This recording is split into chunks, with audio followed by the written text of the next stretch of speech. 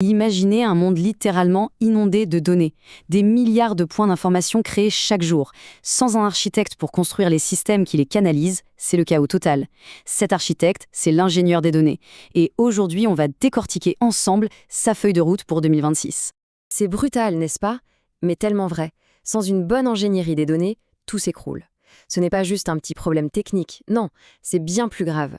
Les modèles d'IA, ils sont littéralement affamés. Les tableaux de bord, ils racontent des histoires du passé. Et au final, les dirigeants, ils pilotent à l'aveugle. On croule sous les données, on n'en a jamais eu autant.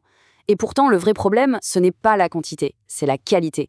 On se retrouve face à un bazar de données pas fiables, mal organisées et qui, en plus, coûtent une fortune à gérer. C'est ça la véritable crise moderne. Et c'est là que notre architecte entre en scène. Alors face à ce chaos, qui vient mettre de l'ordre? C'est lui, l'ingénieur des données. Il faut vraiment le voir comme l'architecte de la solution. Ce n'est pas juste quelqu'un qui écrit du code dans son coin. Non, c'est la personne qui dessine les plans, qui construit les fondations et qui veille sur le trésor le plus précieux de l'entreprise, ses données. Pour être bien clair, on ne parle pas juste de coder. Loin de là. Le cœur du métier, c'est de bâtir. Bâtir quoi? Des systèmes complets, des sortes d'autoroutes de l'information super solides. L'idée, c'est de prendre ce torrent de données brutes, ce chaos, et de le transformer en une rivière claire et navigable, prête pour l'analyse. Et le but final de tout ça, c'est quoi? C'est d'avoir des données qui sont trois choses. Premièrement, fiables, pour qu'on puisse leur faire confiance. Deuxièmement, gouvernées, c'est-à-dire sécurisées et conformes aux règles. Et troisièmement, rentables, parce que gérer les téraoctets de données, ça a un coût. Fiabilité, gouvernance, rentabilité, c'est le tiercé gagnant. Ah, la fameuse question. Ingénieur ou scientifique des données? C'est quoi la différence? C'est une confusion très fréquente. Alors, imaginez un réseau de plomberie. L'ingénieur des données, c'est le plombier.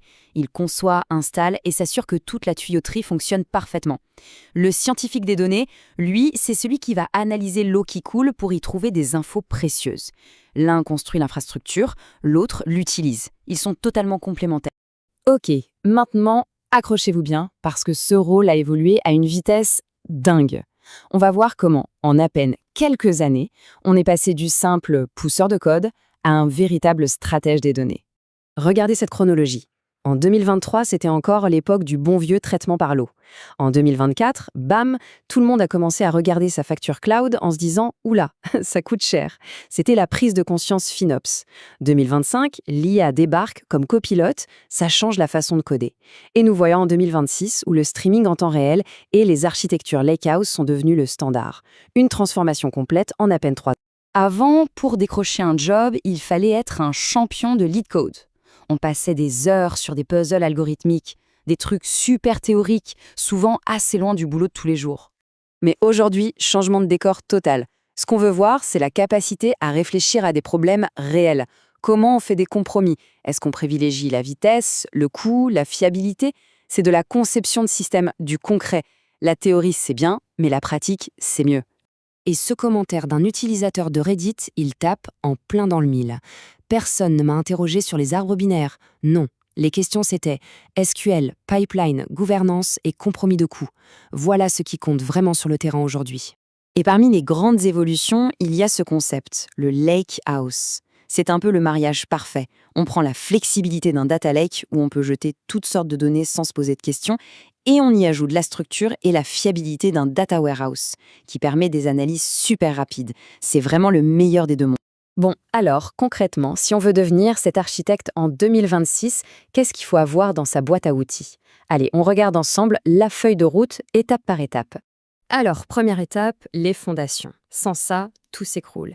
Python, SQL, c'est même pas la peine d'en discuter, c'est obligatoire. Pour les algos, attention, on ne parle pas des trucs théoriques de LeetCode, mais de ceux qui servent vraiment tous les jours. Et bien sûr, la modélisation et la compréhension du stockage. C'est souvent là que se cache le nerf de la guerre en termes de coût et de performance. Une fois les fondations en place, on passe à la construction des pipelines. Là, il faut comprendre comment fonctionnent les systèmes distribués. Des concepts un peu théoriques, comme le théorème CAP, mais qui sont essentiels pour bâtir des systèmes qui ne tombent pas en panne. Évidemment, il faut maîtriser l'écosystème Lakehouse. Et puis, il faut savoir orchestrer tout ça avec des outils comme Airflow et gérer le temps réel avec un monstre comme Kafka. Et enfin, on arrive aux pratiques qui font vraiment la différence aujourd'hui. D'abord, le cloud. Il faut être un expert sur au moins une des grandes plateformes. Ensuite, l'automatisation. Tout ce qui est CI/CD et infrastructure as code, c'est crucial pour éviter les erreurs humaines. L'observabilité, c'est comme avoir un tableau de bord pour sa voiture. On voit les problèmes avant la panne sèche. Et pour finir, la gouvernance et la sécurité. C'est tout simplement non négociable.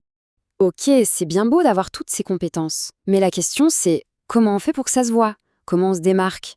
Parce que savoir, c'est une chose. Savoir le montrer, c'en est une autre. Alors voilà ce que les recruteurs adorent. Un portfolio qui n'est pas juste un tas de code. Il faut que ça raconte une histoire. Des diagrammes clairs qui montrent comment les données circulent. Des explications sur les choix d'architecture. Pourquoi telle technologie et pas une autre. Et le plus important, des chiffres, des métriques qui prouvent l'impact. J'ai réduit le temps de traitement de 50%. Ça parle. Et est-ce que tout ce travail paie? La réponse est un grand oui. Le chiffre qui s'affiche, c'est plus qu'un salaire. C'est la preuve que ce rôle est devenu absolument central pour les entreprises. La demande pour des ingénieurs qui maîtrisent tout ça est en train d'exploser. Et logiquement, les salaires suivent. On entend souvent la question, est-ce que l'IA va remplacer les ingénieurs? Cette citation donne la meilleure réponse. Non, l'IA ne remplace pas, elle augmente. L'IA, c'est l'outil qui va automatiser les tâches pénibles. Ça libère l'ingénieur pour qu'il se concentre sur ce qui a le plus de valeur, l'architecture, la stratégie. En gros, l'IA s'occupe du travail, l'ingénieur des données s'occupe des décisions. Et ça nous amène à la question finale. L'IA automatise le travail, les ingénieurs des données, eux, automatisent les décisions. Dans le futur qui se dessine, la vraie valeur ne sera pas dans l'exécution, mais dans la conception des systèmes qui décident. C'est ça, le rôle de l'architecte de l'ère de l'information. Alors, de quel côté du jeu veux-tu être ?